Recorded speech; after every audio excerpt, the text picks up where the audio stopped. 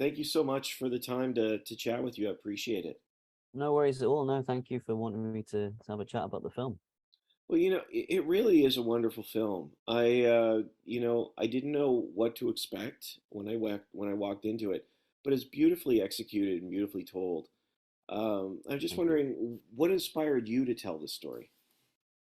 First of all, I must apologize for coming from literally under the stairs. We are, in Britain now, we have to make as many Harry Potter references as possible. And Audrey's just here for support, moral support. So that's the backdrop explained. No, yes. Why did I want to tell this story? Was that your question before I went Yeah, off on yeah. a What tangent? inspired it?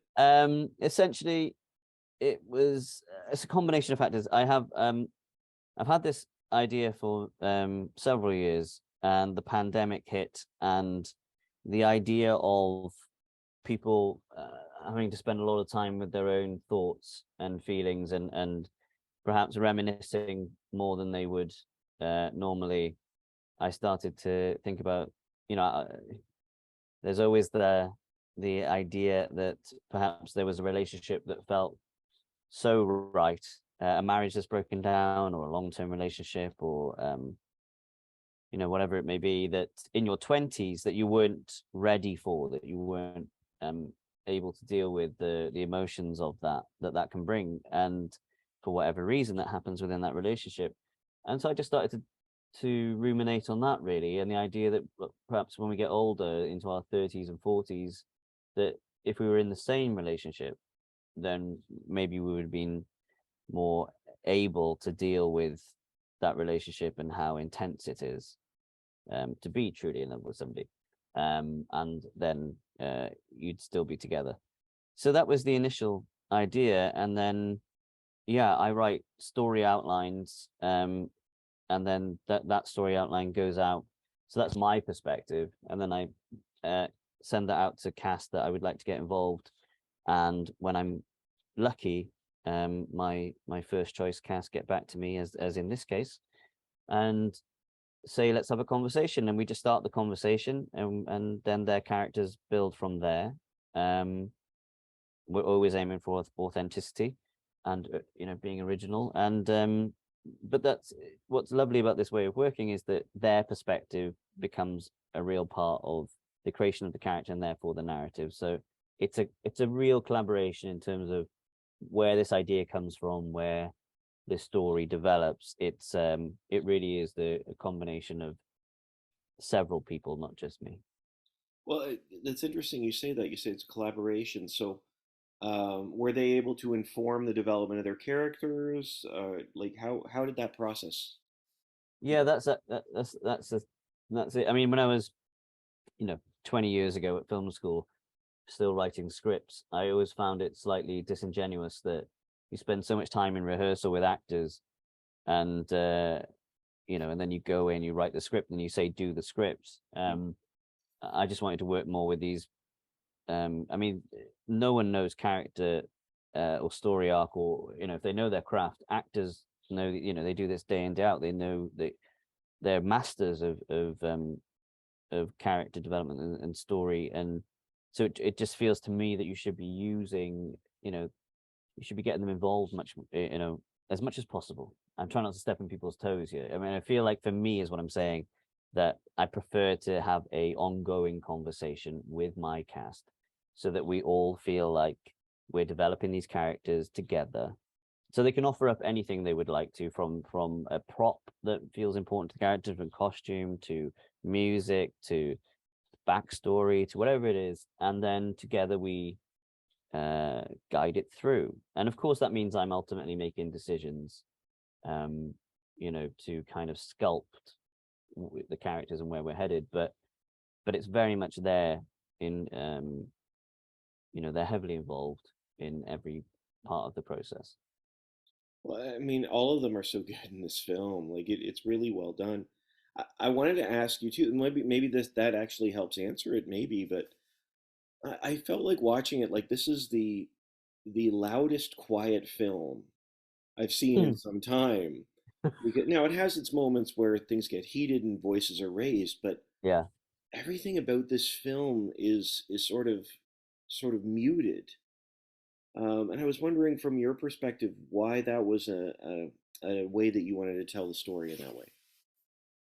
Interesting. I think that I'm I think with my films, I'm always striving for something that feels natural to me, that feels right to me, and so I'm not looking to other films um, in a way of what did they do, what did they do for a moment like this, or what should you do, what are you generally told to do in a moment throughout film, and so but one of those examples is um, not overusing sound design or not overusing score or music. Mm, It's so essentially what you have left is the performances, and that's where we always start from, is how do we best capture the incredible work that these talented people are creating in front of you. So rather than giving them obstacles to their work, mm, they present us with opportunities that the crew have to be in a dance with them and maneuver around and not get in their way is my key thing. It's like, wherever they want to go, whatever they want to do or say, we've got to try and allow that to happen. And um rather than the way around, I don't like the idea of you know you got to go from A to B, turn around, say your line. To me, that just feels completely redundant. I'm not sure what we're getting out of actors by doing that. I want to see the person. I want them to be expressing themselves through the character, and I think that's what we aim for. yeah, I can hear what you're saying there. Again, this is a film where the performances really just sort of take center stage, Absolutely. um, and you can tell you just sort of let them go, which is amazing. Um, Yeah, I, thank you. I love this film. There's sort of this idea, the theme of ghosts. Mm. There's a lot of ghosts in this story without any ghosts in this story. Well, sort of. Um, I was just wondering what you think the power of ghosts are, or why it's so hard to come home sometimes. Great question. And in fact, yeah, Ghost was a natural thing that started to emerge in our conversations about, as soon as you start to have any kind of situation where two human beings are talking about experiences in the past, Hmm, you start to appreciate that ghosts can even mean you as a younger person.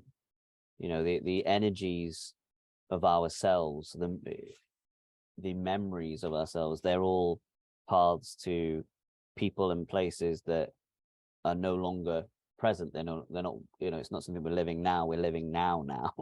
So there's I love the idea of ghosts of the future as well, the idea of what we project to hmm, be our future and how we see ourselves at certain points become ghosts in a way.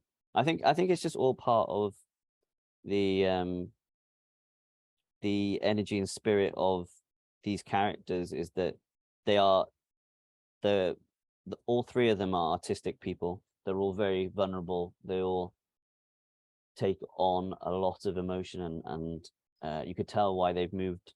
Well, Idris and Patricia in particular have moved into creative endeavors that are perhaps not as vulnerable, not as they're not expressing themselves as fully as they once did, because they had to shut themselves off in some way to deal with the past relationship, to be able to move on in their own lives.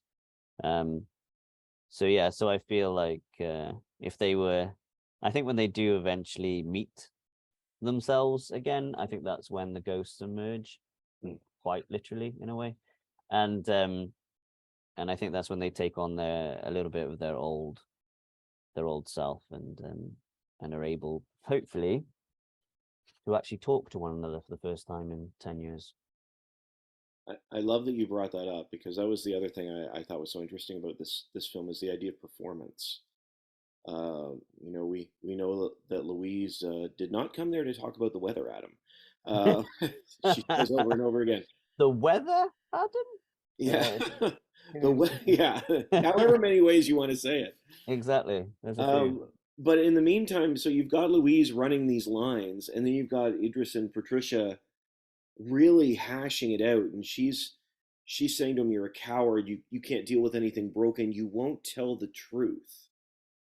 Mm. And I just wondered from your perspective, like this idea of truth versus performance is so interesting in the film. Uh, do you think that the truth hurts or does it set us free? Great question. I mean, it can be both. I mean, it could be a number of things, but I think it's I'm a cynic as I get older. Unfortunately, I understand that the more life you experience, the more nothing gets resolved. There is no resolution. It is just another day tomorrow. So the truth is just the truth of the moment in which you're in. It's not. It's as soon as it happens, it becomes a memory, which means it's something that you're remembering, and then there's lots of different factors that will affect that memory. So it's not the truth at that point.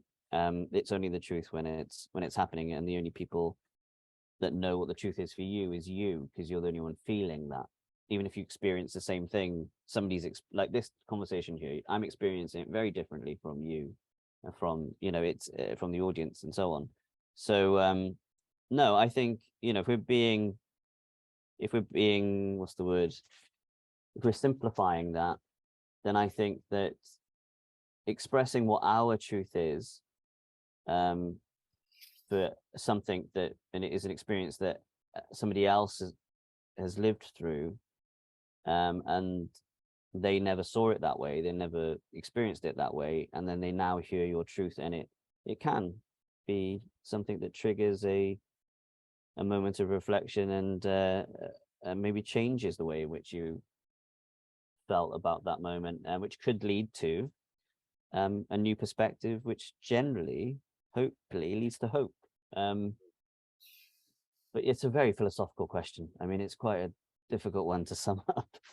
Which is why we make films, by the way, to explore those ideas. Well, you know what? I appreciate you saying that, because that's why I felt about this film. I thought this is, like I said, it's a very quiet film, but it's there's a lot of conversations happening, which I always appreciate that. This could have been handled as a straight up, like the way that the initial setup of the film feels like I kind of thought, okay, well, I see we're going into a romance thing, but no, it's a very philosophical film in so many ways, and I appreciate that. Well, I know we're running out of time, No, Jamie. don't worry about that. But well, I mean, as we wrap up, I was just wondering, what do you hope people take away from She Is Love?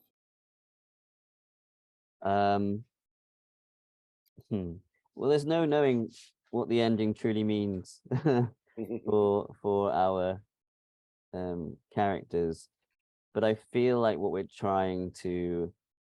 I would hope that they would be leaving the cinema or watching it on video on demand or however they experience it, is maybe it generates some kind of energy within themselves to maybe have a conversation with somebody that they love. I'm not at all advocating for reaching out to a past relationship from 10 years ago. That's a film, that's a that's a made up idea. But it might be that there might be somebody that needs to be reached out to get some kind of resolution.